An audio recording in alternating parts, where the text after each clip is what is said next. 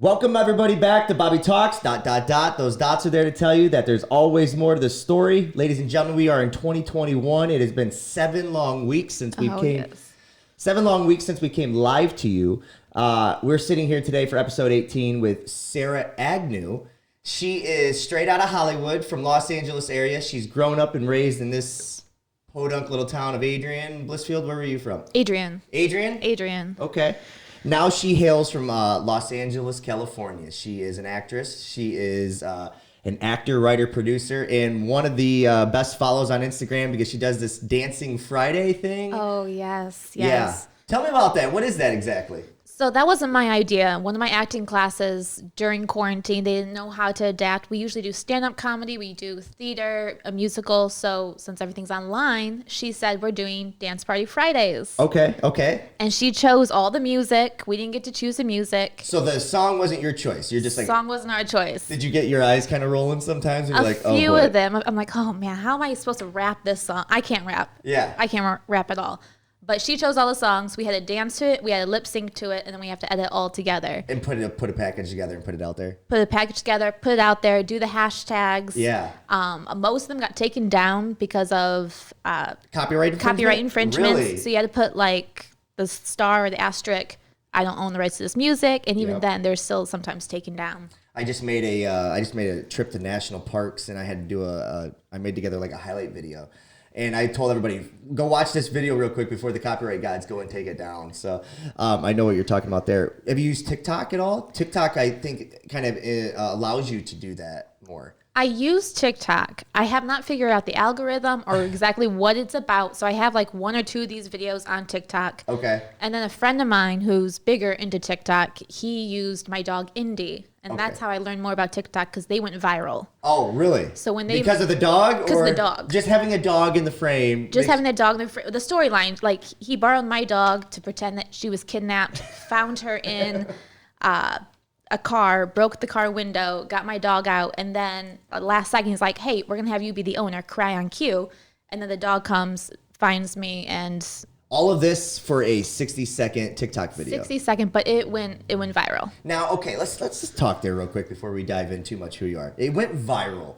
So that means a lot of people saw it. Mm-hmm. A lot of people liked it. Maybe a lot of people commented on it. How does people right now, especially yourself who's trying to build your brand, how do you turn that into, like, how do you monetize that? How do you turn that into funds? Like he makes this incredible video that now goes viral. People know who he is. What's the goal there? Like, how can you turn that into something more than just a 60-second crazy TikTok video? Well, what I'm seeing he's doing for his page on that, he's trying to get into the music. He's trying to get into acting. So if you have those followings, you go into an audition room or a meeting with an exec and you say, hey, if I make this movie with you or this song, I can promise you I'll get you 40 million people. X amount of unique visitors to the website, to the show, in the door, whatever you're okay.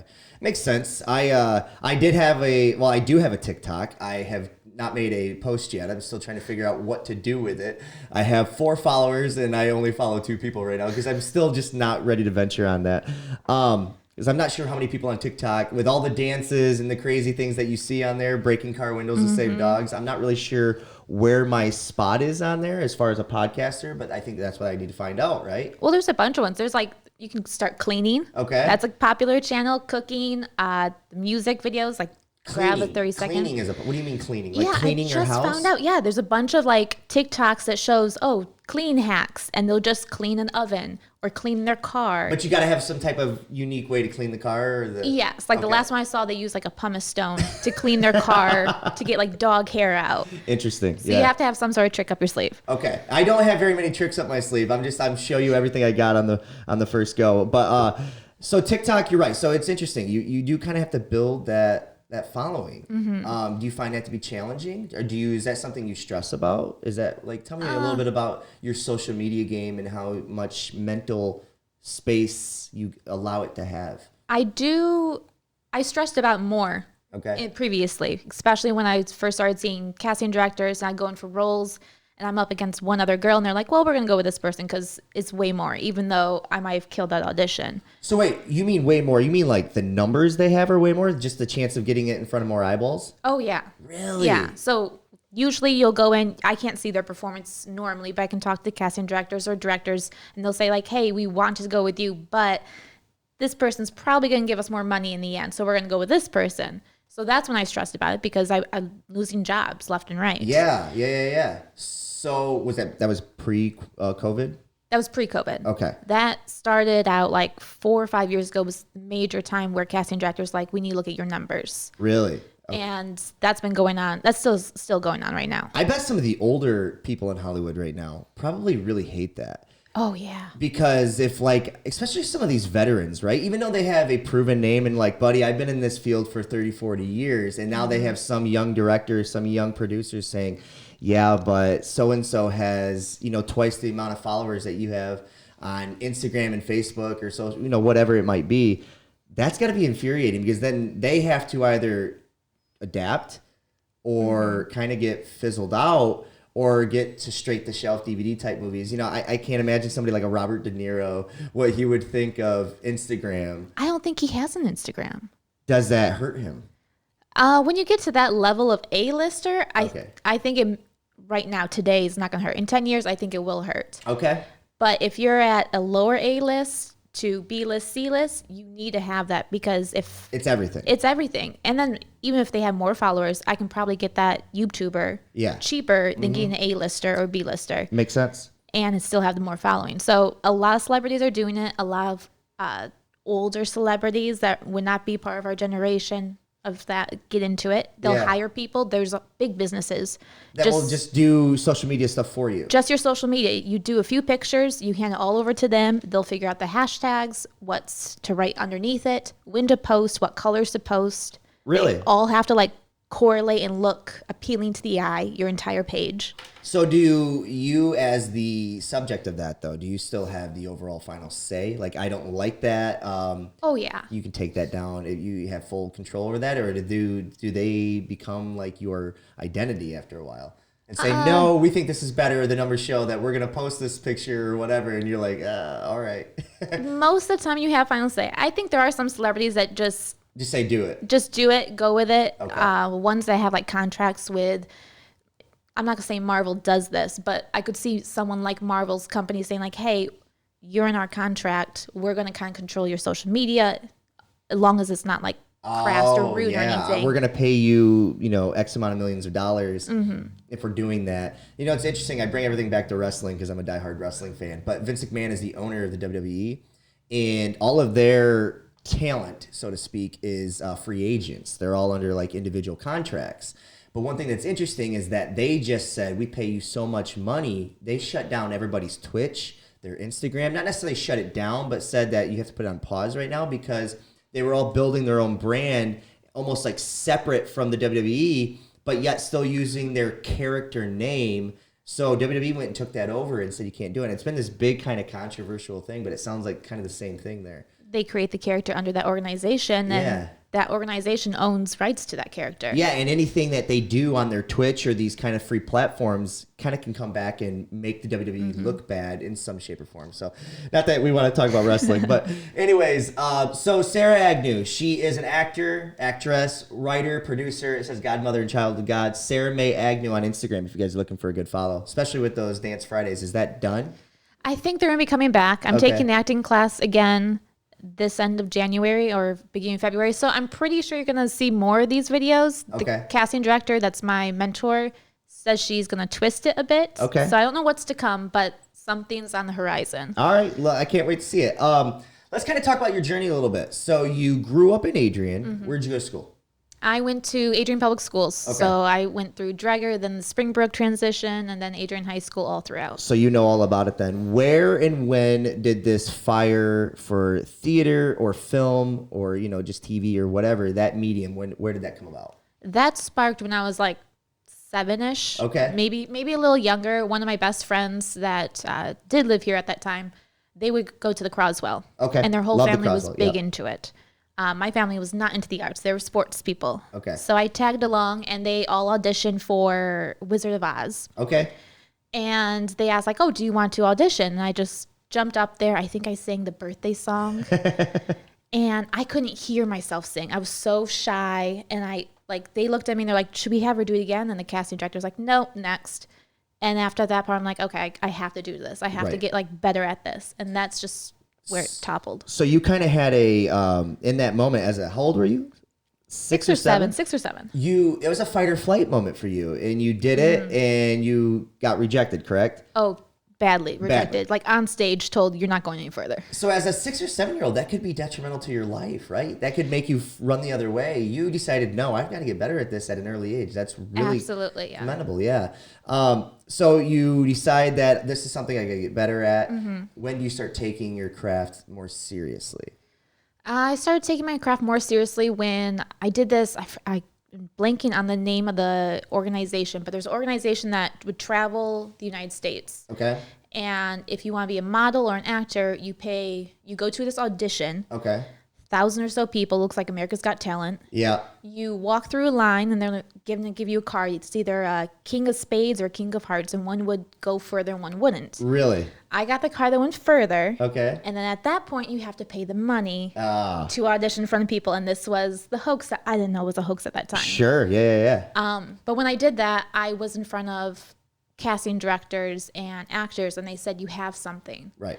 And that's what stuck with me. I'm like, okay, someone from outside of Lenawee County, outside of Michigan. Says that they see something in me. Yes. So those things are a hoax, right? Oh, yes. Don't pay to audition ever. Ever. But there is a silver lining to your story, Sarah. Correct. The silver lining is you got some experience in front of some people. Whether they were important people or not, we'll never know. But you got, that's a process in its own. It's like getting comfortable in that space, especially auditioning. How are you with auditioning? Like, not necessarily getting the job or not getting the job. Do you really work yourself up over that? Or have you found a better mental space? Like, where are you at with auditions? Well, previous auditions, I would be terrified. I'd get like all the butterflies in my stomach right before going on. I would know that script like the back of my hand. And then when you get in there, you just got to hope that it's second nature and comes through. Right. Like reacting more than acting. Exactly. Yes. And I would do pretty good like going off of the casting director or their assistant that was there. So in person, I was good, but now it's not in person, and I'm trying to adapt. It's all self-tapes, and I don't like self-tape because I'm a perfectionist. Yes. So when I watch myself back, I'm like, oh, I could have cried better there, or leave like a beat here.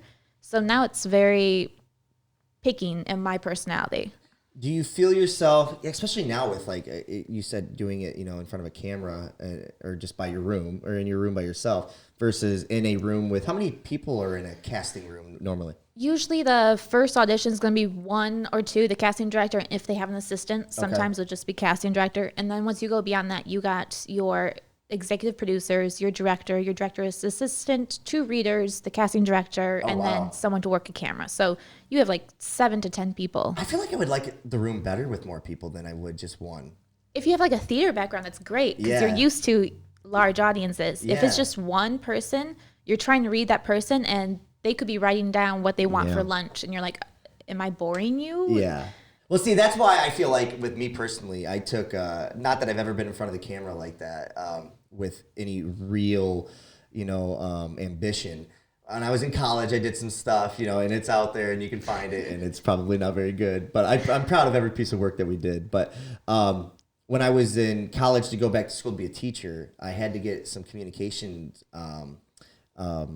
credits. So one of the classes I took was kind of a theater type class just to kind of push myself outside my comfort zone.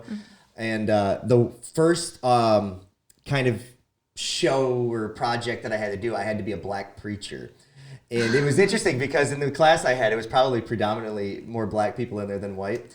But it was funny because they all were giving me kind of like the nod that I was like, you're kind of doing this. Like they right away in the first kind of 10 seconds, they gave me that initial feedback that just with their body language, right? And that's kind of what you need is to react. I felt like I got stronger through my performance because of that. You get that initial approval. You're like, okay, I can do this. I'm not like... Yeah, it was like a shock factor at first, and then afterwards they're like, were you supposed to be a black preacher? I was like, yeah, I was. I hope that's okay. But yeah, it was, you need that kind of reaction in a room. And I feel like with people, maybe 6 or 7 people in the room, you might be able to bounce your eyes a little more. Maybe the main guy is writing down, so don't focus on him so much. Just kind of see what everybody else is doing. I think it's easier with multiple bodies. And a lot of times the scripts are 3 people in the script that you're talking to. So you can have an eye reference to here and then here. Oh, yeah. Rather than having a ghost and then you're talking to nobody and then looking back here. Yeah, and that's got to be very difficult. And I know that's why you guys as actors, make the money you do when you get there. So is there readers in there? Like, you have people to react off of? Like, will they read, another person's line and then yours, or is it all monologue? It's not usually monologue. Okay. Very rarely do you get a monologue. It's going to be going back and forth, bantering, and then maybe you'll have a monologue at the end at some point. Okay.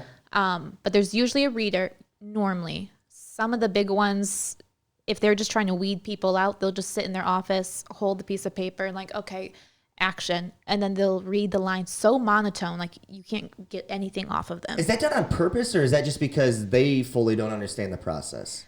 It's usually done on purpose. Casting directors are a little different. I've read for casting directors before, just as the reader on the side, and they'll say like, hey, I want you to give like a 50% performance. Give them something to go off of, but let them shine. Really? Or they'll say like, give them nothing. I want to see what they do all by themselves. I get the tactic. I do. But I really feel like, even though I'm not out there, it is something, a passion of mine. We have a lot of similarities. She's in front of the camera. I want to be behind the camera.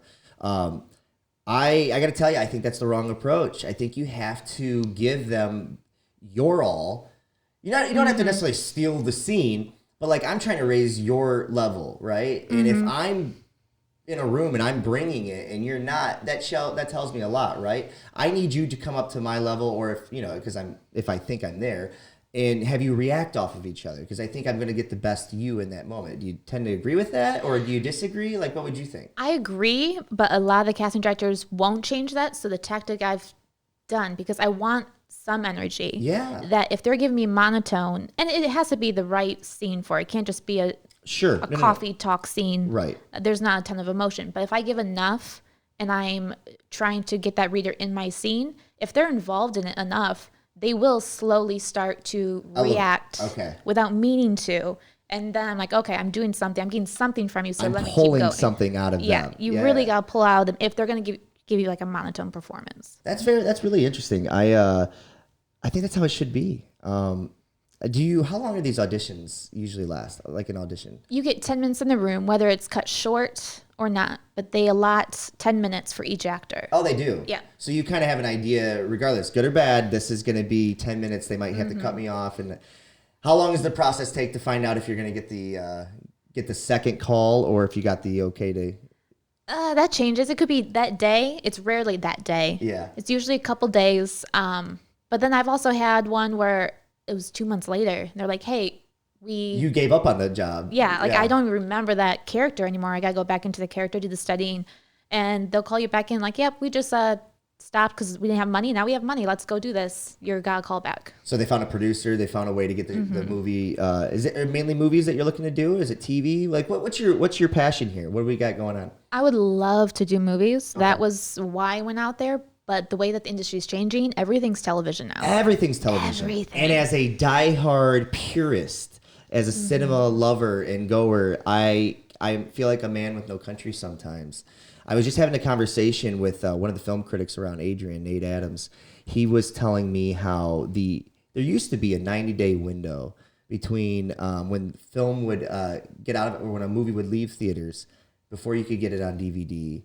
And you kind of that like 90 days where you were waiting for it to see it again. And, it builds a hunger for it and a thirst. Now it's 17 days in certain aspects. And it's like, and Wonder Woman was just dropped on HBO Max. You could get it. It's like they've learned that a lot of people love the at-home theater experience versus going into theaters. And I'm not. I'm the person that's in the movie theater day one. Would you spend $90, like how theaters are doing? You can spend $90 and have a whole theater to yourself? I would if I had the money and the people that were more like me. I mean, I'm not going to spend 90 or whatever the money would be to get a whole theater to myself for me.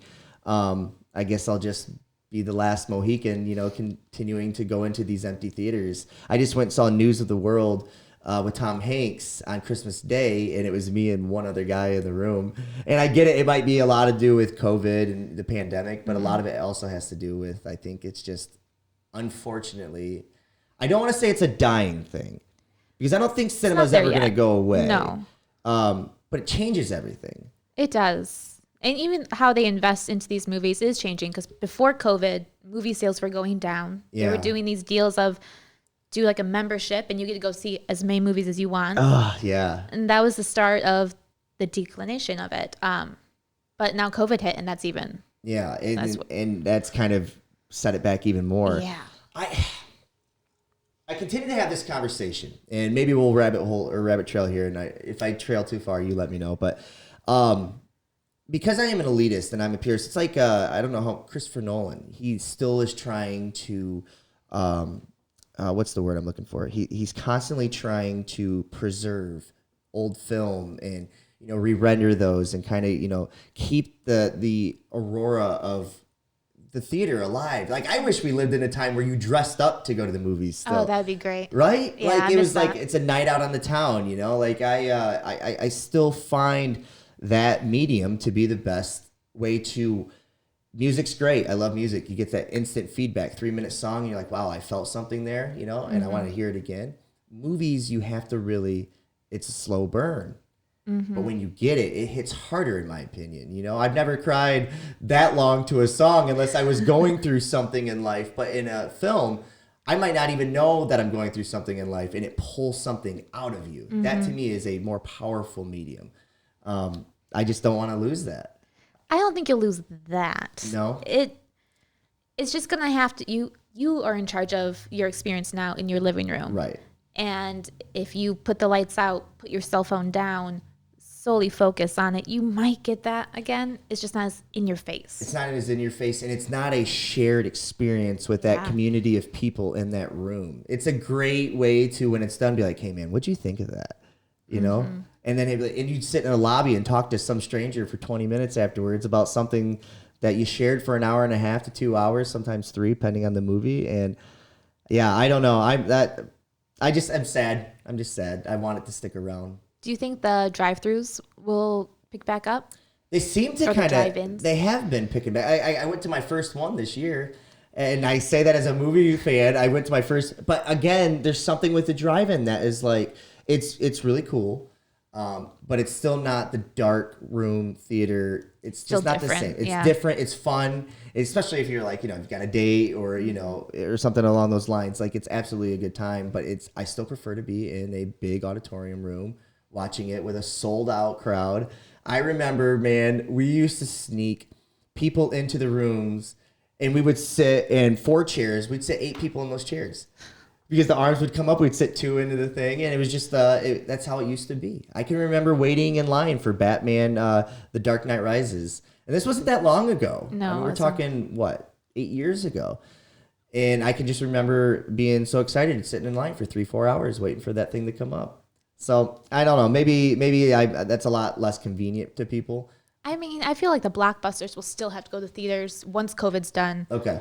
Because you do get the music, the sound effects, the whole experience. So I don't think it's dead. Right. It's just not as strong. It's just a different way of telling. I mean, you're right. The storytelling way is still the same, right? Mm-hmm. It's just like with Quibi that it came up and then it fell. Mm-hmm. It's just these idea that we don't have an attention span for this stuff no more, which I reject. I hate. I think we do. It's just we are pandering. And I think you're learning. I actually think it might be correcting itself a little bit because Quibi didn't work, right? Right. So maybe we are kind of finding a happy medium, and maybe theater will come back with a vengeance after COVID. I don't know. I hope so. Fingers crossed. Yeah, fingers crossed. So let's talk a little bit more about you and your journey. So you decided to move out to California when you were how old? When I was 23, I believe, and after college. And what were you doing before? Oh, right after college. Right after college. It was like 2 months, graduated 2 months, and then you knew this. Out. So it sounds like you knew this is when I'm done with college, this is what I'm going to go do. Yeah, halfway through college, my junior year, I'm like, I'm going to move out to LA, pursue acting. This is what I'm doing. I questioned, like, should I finish my degree at this point? Because, like, I'm not going to really use it. I was going for broadcasting and journalism, which I end up using it in acting. I just didn't know I would be. Yeah. And so I decided to finish it. Didn't want to waste the money. Yeah. Just racked up more. You have that. Nobody will ever be able to take that away from you. Exactly. And graduated, spent 2 months here, saving up a little more money, and then moved right out, not knowing a soul in LA. That's scary. Yeah, that was. Yeah. Yeah. I think I remember talking to you at Frickers one day about like just some things that I knew. Anything I could pass on to you, I tried to because I was out there for 6 months. What was your initial first 6 months like? My first 6 months, honestly, were, I think, my darkest months Okay. there. That's great. They're supposed to be. I mean, early. Yeah. Early on, I'm glad I got those out of the way. And I think I needed to go through that because it was a huge learning experience. Like, the auditionings were dark, taking advice from people, like realizing the people out there, I love LA people, but they are very different than Midwest people. You need to elaborate on this. You need to tell Midwest people exactly what you're talking about. Nobody, because she's not wrong. There's an absolute difference. You can tell the difference between the people. Midwest people, as much as you may not think that they're friendly, y'all are super friendly here. Like, even if it's just a smile down the road. If you start smiling people in LA, they're like, do I have something on my face? Like, why are you looking at me? You're critiquing me. Yeah. They feel subconscious. They're subconscious to it. Yeah. And they're very much about numbers. They're very much about their looks, male or female, gay, straight, anything. Like, they are just so into it's all their image. product. Everybody's a walking product in LA. That makes sense. And they all want to seem like they are someone or going to be someone. And they want, what can I get from you? Yes. Rather than let's form a relationship. It's like, oh, I can get this from you. Okay, let's be friends. Right. The first question is, what do you do for a living? Yes. Every single person, like, oh, your name is so-and-so. What do you do for a living? Yep. That's what it is. And then based on what you say, and everybody kind of exaggerates what they do for a living, right? You might be an intern somewhere, but I'm a production assistant over at Yo-Yo, right? Yep. And it's just something that you do because you want to not get kicked out of the room. Yep. Yeah. If you feel like you're not able to contribute something into that relationship, you elaborate in order to stay, because you also want something from that person. Right. It becomes a dog-eat-dog world all of a sudden. Yeah. Yeah. Hey, you know what? Let's stop there. We'll hit this break. We'll come back on the other side. I kind of want to pick up on this a little bit and then dive into your career and what you got going on. Sounds great. All right. Hey, we're sitting here with Sarah Agnew from LA, Robert Gifford, Bobby Talks. We'll see you on the other side. Thanks. Welcome, everybody, back to Bobby Talks, ... You know why those dots are there. Sitting here with Sarah Agnew from Los Angeles, California. She is an actress, writer, producer, a godmother, child of God. Ladies and gentlemen, Sarah Mae Agnew on Instagram. Where else can they get you? Well, TikTok, as we talked earlier, Sarah Mae Agnew. Twitter, it's all the same handle, Sarah Mae Agnew, and I have a Facebook page as well. Perfect. Twitter, I'm sure she's a good follow there too. I don't know about you. Do you have specific content for different social media platforms? Like, do you say, I'm going to put this stuff here and there, or do you put everything on every? I put most of everything on all of the platforms. If there's like a specific phrase or opinion I want to say, I'll go to Twitter, of course. Sure. But my main focus is Instagram. That is the primary thing that people look at today in order for movies and television. Really? Interesting. I did not know that. I find it to be the least friendly way to share my content, because my content is more than 60 seconds long, right? So like, and there's no links. You have to go to like link in bio. You can't click on the picture and just take it directly where you want to, like you can on Facebook. I love Instagram. I wish they had more of those features. So, or maybe they do and I just don't know how to use it. Have you tried the television feature for it? I haven't. There you go. Do I have access to that as a nobody here in Adrian? As a nobody in Adrian, you have access to Instagram television. Interesting. You'll have to show me that when we get off the air. She is letting us know about her journey, basically. She left college. She graduated when she was 23. Yes. And then decided that she was going to make that big move across the country to Los Angeles. And when you first got there, who were you with? My parents helped me move out there. So they got a week stay in LA. We had 1 week to figure out where I was going to be living. Scary. Okay. But very scary. I tried to rent an apartment from Michigan, which is a bad idea, but I just wanted a place to stay. Sure. Yep. And nobody would rent it. So we went out there, stayed in a hotel for a week, found a studio apartment for $1,400 and moved in there, slept on the floor for a couple of days till I could get a few things going. They left, and then I was on my own at that point. So very thankful that I had parents that actually came out, though. And yes, some people don't have that at all. And found a way to avoid Echo Park. When I was interning in California for those 6 months, I had a place to stay for 5 months. For 5 months. And then they offered me an extension. They wanted me to work there. I was working for E! Entertainment Television. And they offered me a position, but I wanted to finish up my final year of college, which was a good thing and a bad thing. It had its pros and its cons. And it was one of those things I went back and forth on. I was like, I went to college to do this. Now it's here. Why would I continue college? But I was afraid that, you know, the way the industry changes so much. And it did. So there was a silver lining there, especially with that company. The job that was offered to me was obsolete within 2 years. So I'm glad I went back and got my degree and finished it. The problem is I never went back out there.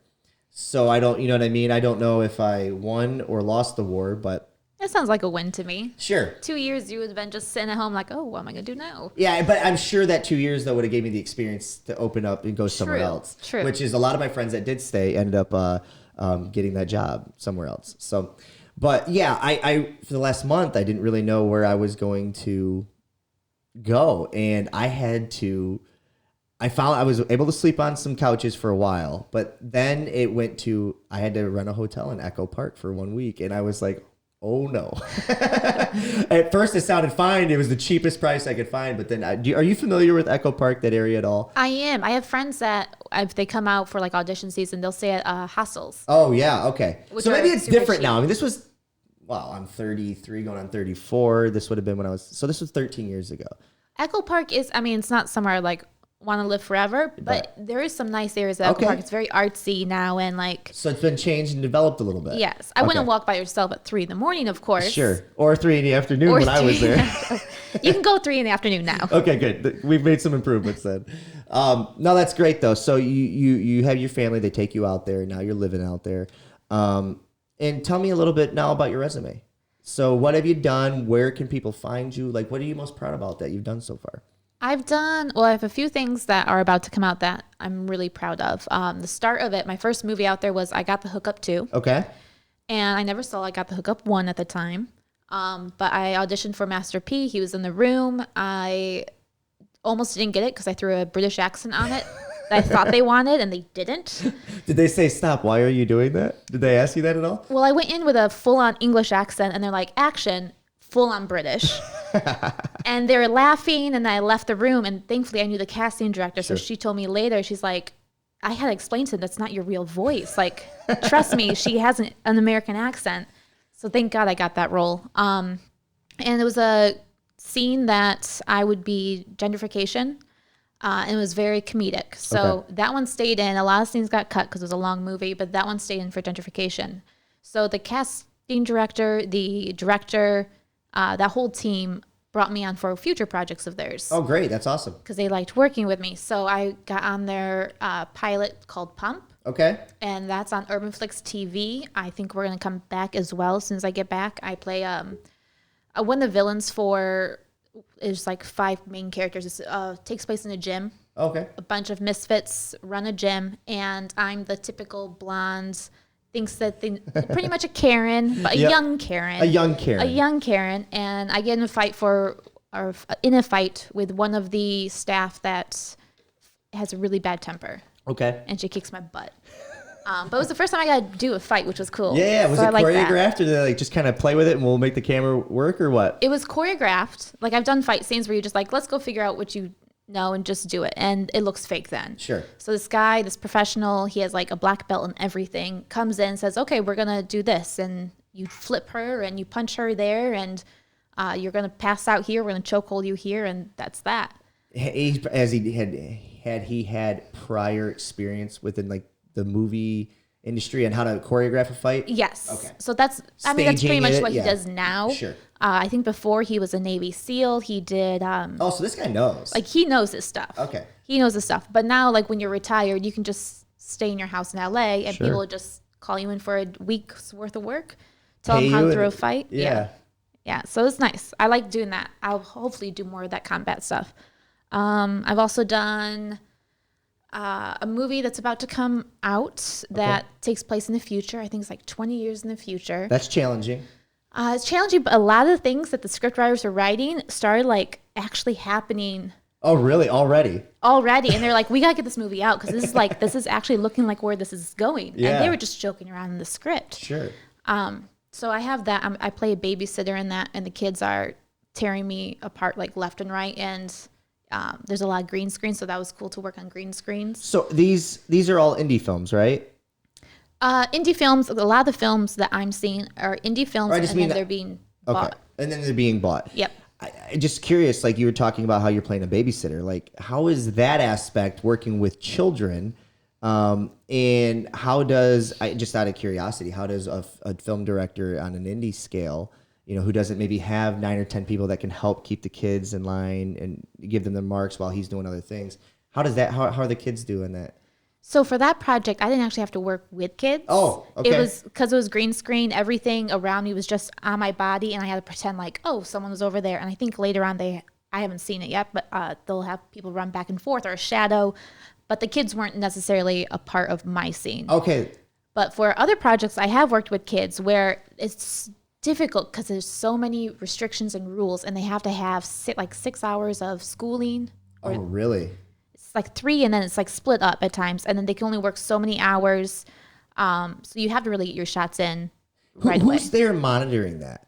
Like, is it just like on the honor code, or no? Okay, no. There's people there watching. So they have their tutors, which I think take a primary focus on that, and then the executive producers, because if they mess up, they're the ones being sued. Yeah. It's not necessarily the director being sued, the executive producers. Makes sense. Yeah. So they're going to make sure everybody's on a strict schedule. The tutors take tremendous care. They're pretty much like they get paid to make sure that their kid is still learning stuff. So they take a lot of, it makes sense. And then you usually have your momagers. Yep. They'll be on set making sure their kid is being taken care of. Yep. Director loves momagers, right? Oh yes, they're fun to work with. Yeah, I'm sure they are. That's interesting. So it sounds like you right now you've dabbled in a lot of the comedy, right? Mm-hmm. Is that do you love that genre? Do you want to live in that world? Like where do you want to end up? Like what's the dream? The dream is I want thriller dramas. I like darker roles. Yes. And that tends to be the auditions that I see for myself or the monologues I've done that like thrive and do well. But the product that people are coming to me with is comedies. Yeah. And I can fit very well into comedies. So my next question is kind of, we were talking about green lights, Matthew McConaughey, and we were talking about how he was pigeonholed into the romance genre for a while there, and he did it so well, right? And he did. You're doing comedy so well. As a actor who wants to do more of those roles, but you're going down this comedy, how do you balance paying for the bills and pursuing your dreams at the same time? Or are you not supposed to do that? Is the one not supposed to influence the other? How does that work? Some people say don't have that little backup plan or that cushion. Yeah, that safety net. The safety net. I'm a huge safety net. Okay. I have a few safety nets to catch me whatever direction I go into. That's smart. It's smart. It's kept me out there for this long. Yeah, 7 years. Yeah. 7 years. So I have safety nets. However, if you're going to pay me to do a comedy and it's not something crazy raunchy, something I don't like, I'm going to do it because it's a networking opportunity, and a director or assistant director will also want to do thrillers and dramas. So if I work here, maybe they'll pull me on for later on. Or if I have my project, I can pull them on. Oh, okay. So you can always kind of give them the word of mouth and say, I worked with this person, I can vouch for them. Yeah. You're right. It is a world where everybody is constantly saying, what can you do for me? All of it is. And that's the name of the game. Like, it's all who you know and then who you know of what they can do. That's so funny. So we were talking about this before break. I want to venture back to it a little bit, and we've got plenty of time. When I was an intern, like I said, I was working for E! Entertainment Television, and I was working on a show called The Daily 10 at the time. And it was a show that led in before E! News, which was with Ryan Seacrest. And I was just a lonely production assistant intern. I did have pretty good roles. They gave me a lot of responsibilities, especially because, at that time I was the only guy intern in the, that entire floor, because it had like E! True, Hollywood Story, all those things, which no longer exists. Nope. Daily 10 no longer exists. But yeah, so during that time, I kind of was given some opportunities where the other girls were like, there was a lot of girl interns, and they were like, I want to do the fashion. I want to do the makeup. They were real into that. I got to kind of go and do, I followed Ben Lyons around, who was we lost our GoPro. No big deal. I was wondering, I was like, what's that beeping? Followed Ben Lyons around, and he was a film critic. And I got to go on all these sets and kind of meet these people and these wonderful opportunities that some of the girls had no interest in. But I can remember we were staying in Burbank, and I'm not sure where you living now. North Hollywood. North Hollywood, so right next to Burbank. Yeah, we're right next to each other. So I was staying in Burbank, and I remember they have like the pool area and the hot tubs and stuff. And at night, especially the first month or so, we're like, let's go meet our neighbors. Let's go see who else is here. You're all excited, right? We'd get in a hot tub, and at first, the first couple times, there was two. This is not exaggerating. There's two hot tubs. We were all sitting in one, and there's this group of people, and they asked us what we did, and we all said we were interns. And I'm not lying to you. Within 5 minutes, they were all sitting in the other hot tub. And we were the only people sitting in our hot tub. So as the summer went on, if you wanted to continue conversations, even though they were kind of fake, you know, you're kind of enjoying yourself, you had to say, no, I'm a production assistant at E! Entertainment. Mm-hmm. And it's like, it's not bending the truth, but it's not completely honest either. But they stayed in the hot tubs. It's all about how you word what you do. Yeah. If you use one word for it, they're going to like, oh, you got nothing for me. I can't use you in my life. But production assistant, you know that's on TV. You know that's on set. Yeah. Ooh, what connection does he have? Could he get my scripting? Could he work and with that me happened. Yeah. After I said that, people are offering me scripts, and I'm like, I can't do a damn thing for you. That's so funny. Yeah, so she's right. I wanted to share that story because I thought she's absolutely correct. It's just different. Midwesterners, when you live here, you kind of tend to forget how kind they can be. Mm-hmm. You know, when you're out there, it's like, it can be very frustrating to find a genuine relationship. So it's difficult. When you do, you keep that. Everybody, from when I was told, is find your pod of group, like your people you're going to carry on each production. Sure. And I think that's the way you do it. Like Adam Sandler did it. It's made a great career. Yeah. Because he carries his friends on each group, Smart. like each production. Yeah. And that's the way to do it. So. Well, how is your community out there? Do you feel like you're still building one, or do you feel like in 7 years I've kind of settled in, got some roots, and what's it like for you? I'm starting, like not necessarily just starting my group. I have a pretty good group where each of us have our own projects that we want to do, but we all come back together. So a few of my projects I plan to work on this year, I'm pulling in the director that I love working with, casting director, some of the executive producers. So we stay in our group, but we all support each other outside of that as well. So I want to talk a little bit about the writing aspect. Mm-hmm. Are you writing your own work and then pulling in these directors and these people that you've worked with in the past and said, hey, can you take a shot on my piece of art here? Like, are you doing that? And yes. Okay. Yeah. So you're kind of saying, you know what, I can't always audition and wait for opportunity to knock. Mm-hmm. I have to create my own. I think that's, at least for me specifically, it's all different for every single actor, but the direction that the industry is going, that's going to be a lot of what I have to do. Okay. With the Black Lives Matter movement and other movements in Hollywood, a lot of the roles are going for people that didn't get that opportunity in the past. Sure, yeah. For years. Now I've just got in Hollywood. I'm just here now. So I'm being turned down for a lot of roles that 10, 20 years ago, a girl that looked like me would have got. And so now you're in that kind of that correction or that auto correction stage. Mm-hmm. So now you're kind of trying to have to refine your spot. Exactly. Interesting. And I love that my friends get opportunities that they wouldn't have gotten if we kept everything the same. But for me to work, I have to figure out where's my place now. Right. And I've realized if I start writing, I can put myself in my own work, along with keeping as much diverse as possible. I can at least be that one role that looks like me in my own work. Sure, right. So I start writing. I fell into that on accident. I didn't mean to be a writer, but kind of worked out. And then all this movement took place. I'm like, well, this is something I have in my hat. Might as well. And you mix that with the pandemic where you've got a little more time to do it now. Mm-hmm. Interesting. I got to tell you, Sarah Agnew, that sounds like a story within itself. Like that whole journey about a young actress, writer, trying to figure out her place, thinking one thing at the beginning of a film and then kind of learning something at the end. That sounds like a story in its own. That is a story that is working. Okay. With a few other facets to it, but that is one story that's in the works. Okay, great. I look forward to seeing it. Let me know when it comes out. So what do you enjoy doing more then? Because the writing process, as somebody who dabbles in writing, I know how incredibly taxing that can be. I'm so super critical of myself. I will write something And then I'll be like, okay, just something as simple as just like an introduction of two people in a room. Hey man, how are you? Something like that. When I read that on paper, it looks so bad to me. But it's just something that starts the conversation, right? Not every line can be the profound Oscar line, but like in my head, it has to be. Some of the best lines, though, are throwaway lines.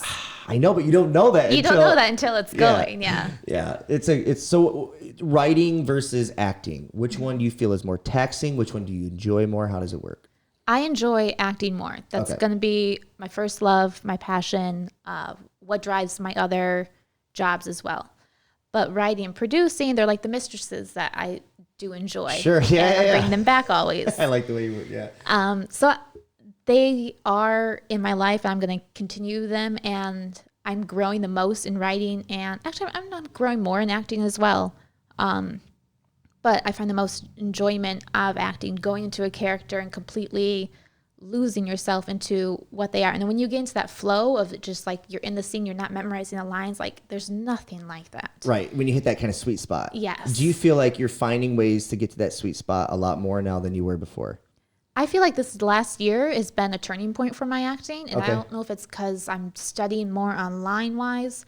But I'm learning, because when I first went out there, I had to be word perfect. That was what the important thing was. And word perfect. What do you mean by that? So if you have an audition and you have a monologue, don't change a is to an us or like a them, there. It has to be like exactly. That was the way you perceived it, or that's the way it is? Because the writer will take offense to it. Some writers take offense. Okay. Sorkin, when you get a Sorkin script, has to be exactly word perfect. Every beat he has like channeled out. You as an actor are literally just the face, and you do his work. Really? I never see it, and this could be wrong, but as me as an actor, I never see it as putting more of yourself into it. You have to find something, you put yourself into it. But Sorkin has it so written out so much that you have to perform it like his, because it's like a poem. Right. Yeah. No, it is. It is. But other writers, you can switch. They do want to see what you bring into it. Do you ask that question, or do you just kind of take that chance?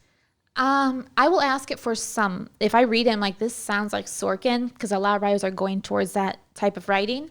I'll ask that in the room. But when you're not in the room anymore, everything's online. You got to take a chance. Yeah. And some directors, like I just had an audition that said, be word perfect or don't submit. Really? So some will tell you straight up. So now you're in your head, like, did I say the right is or us? I mean, I don't feel like that's natural. I don't think of it so much. I'll have my reader go through it, and they'll usually read the lines very monotone because they're paying attention to what I'm saying. Okay. And at the end of the clip, they'll say like, oh, you switched this word or you flipped these sentences. Then I'll have to go back and let's do it again. Really? Till I get it right. Really? But at least online, I can keep doing it. If I'm in the room and I flub a line or change it a little bit, I can't go back and get that fixed. Right. Yeah. And then they take such offense to that. I mean, I get it. You're right. When you're Aaron Sorkin and you've been in the business as long as you have, you've got the clout as much as you do. And I mean, you know what you're looking for, right? Mm-hmm. As somebody who would like to be in that myself, I can understand the sense of like, okay, this is what I'm going for. However, I feel like because everybody can bring their own whatever to it, I want to see what you can bring. Maybe I'm missing something, you know? And I feel like even at Aaron Sorkin's level, Leonardo DiCaprio can come into the room and be like, hey, look, I love what you did here. I'm going to do your way, but can you just let me do mine and just see what you think? You know what I mean? He might be able to do that. Leo could. I'm not a Leo. You're not a Leo. Yet. But I could do that if they give me, if I have 10 minutes and it's a short scene, right? They'll probably have me run it twice. Right. So I could do the first one, like, okay, I'm going to do perfect. What they want. Sure. And then they're like, that was good. Let me give you this direction and try it this way. And then when they give me the direction, that's when I have a little more fun with it. Okay, yeah, and I think you should. Yeah, because I think that's what I'm going to give you 10 minutes, read this. You tell me, just come in and tell me what you would do with it. You know what I mean? How do you see this character? Because I feel like all pieces of art, even though you're doing an Aaron Sorkin film, you have to have a part of you in that. More than just being the pod for them. You need to have a part of you in it because that's what separates you from, that's why you got the job. Yeah. Every actor, even A-list actors, you'll see that there's a part of them in each role. Okay. Like Johnny Depp, even with Pirates of the Caribbean, there's a part of him in that character. Is, right? And it worked for, what, 5 of them, 4 of them? I can't. Yeah. So multi-million, billion industry right there. And I'm a little hurt to see that he's not in the next one. I am too. How can you have a Pirates of the Caribbean franchise without Johnny Depp? I don't think it's going to do well. I hope it does, knock on wood for them, but I don't think it's going to do well. Well, Margot Robbie's in it, so I'm there now. I like Margot. But who's the main guy? I have no idea. I haven't heard of it. Did they cast it? Oh, maybe they haven't. I don't know. I thought this movie was in production. I could be wrong. I could be wrong. I haven't heard of anybody specific, so they might have gotten not a huge name. I mean, if Margot Robbie's in it, she's probably the one carrying the money. She might be the one. Yeah, she might be, which is good. Kudos to her. She's done a lot of things in the last couple of years that, she started off as just Wolf of Wall Street, kind of nobody knew who she was. And now she's ventured. I think she's made some really good choices with her films too. Oh, she has. She's got a great team playing the right roles for her. Yeah, for sure. Let's talk about filming during COVID time, especially in LA, because we were talking about this a little bit off camera about how a lot of people are leaving Los Angeles, leaving California and all just because of the lack of being able to do stuff, the new opportunities in Texas that are knocking. Have you done any filming or done any type of acting during this pandemic, or have you not been able to and you've been kind of just in your room doing the auditions? I've been doing a lot of the auditions the beginning of the pandemic. Okay. And then once about July hit, LA was like, screw this. We're tired of waiting. We're going to production, whether it's guerrilla style or obeying the law on this. Sure.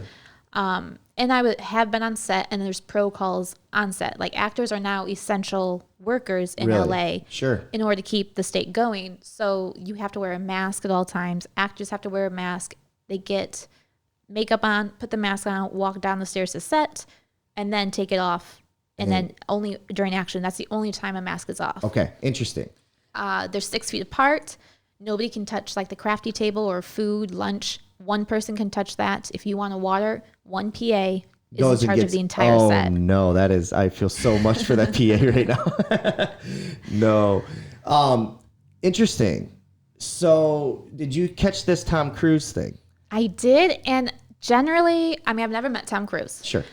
Heard some of his interviews, and some things I agree, some things I don't. But that one... What are your thoughts on that? For those of you that don't know what I'm talking about, Tom Cruise yelled at his staff, yelled at the people on his production set about not taking the COVID protocols serious enough, saying that he's responsible for all of them. Now that you guys kind of have an idea, this was 50-50 split on whether or not Tom Cruise was in the right or the wrong here. You tell me. I think he's in the right. Because if you are, I'm sure at that point he's an executive producer. Sure, yeah. On those films. And he is in charge of those. If something happens, it's out of his pocket. Or if he's one of the executive producers putting forth money, like it does fall on his hands. And a lot of film industries are trying to get up again. They are a gerbil or a test rat at this point. They are, for yes, this. Absolutely. And so if they flub and they fail, LA shut down, London shut down, New York shut down, all these areas are shut down. So, and I've seen so many bigger actors where I'm like, oh, they're going to be perfectly fine. They live in this mansion, they're great, and they're struggling. Like people are losing houses, taking their kids out of private school, and because they're not working. Not working. Even the big actors can't find jobs right now. Even big actors. That's incredible. My film critic friend said that, Robert, even though there's still stuff coming out, he goes, this is stuff that was already made prior. He goes, we're not going to see the full effect of this in the theater and film world for another, at this time, this was 5 months ago, but he was saying another year. He goes, it's going to be a very bleak and desolate, blockbuster summer next year. And he's talking about 2021, and I think he's right. So a few films are starting to come out. What's that? Songbird? Yeah. That's coming out. So I had that audition during the pandemic. So I know they were filming at so they certain are, plays. Okay. I don't know how each production is doing it because that one was filming during like the core of the pandemic. So sure, yeah. I'll be very curious to see that film of exactly how they did that. And it stinks to start and then stop. So that's very frustrating because especially as an actor, you got to kind of get back into that mindset every day. That's hard to do. You don't know when you're going to go back. Some people will choose not to go work again because they're afraid of their health. And then you have to get a whole new crew and that vibe going again. Especially if you're an actor who is afraid of your health. Yes. Now, do you delay? Do you write that person out? How does that work? So, Sarah Agnew, I've thoroughly enjoyed having you on the show. Tell us, you've got about a minute here. Just tell us, what do you want to talk about? What can you share with us? Anything that you got going on, or anything? You tell us. Well, what I would want to share is during this pandemic, whether it's entertainment or business or even staying at home, do whatever right now that you don't feel like you ever have time to do. Do it now. Go write. Go exercise or focus on a small business idea that you have. Like, do that right now because we need it. Yes, we do. And I a lot of the Midwesterners might look at you and say, actors, essential workers. I would question them to just pull back a little bit and say, look at your mind or your mental health right now and how we all desperately need a release and a distraction from what's going on. I would agree with that. When I first heard actors were essential, I thought that was the last thing A-list actors need to hear is that they're essential in the world. Right. But seeing the economy and what folds out in that. And the toll it's taken, yeah. And when people are stuck at home, like people got bored of what was on TV, it is an escape. Yeah. I think to an extent they are essential. Yeah. They're not medical essential, but they're going to help people's mind and an outlet. Which is huge because right now we see that the amount of suicide rates have gone up, depression, divorces, domestic violence. So, ladies and gentlemen, Bobby Talks, episode 18, Sarah Agnew, straight out of LA, North Hollywood. North Hollywood. I appreciate you being on the show. Thank you for having me. Hey, we'll see the rest of you on down the road. See ya. Peace.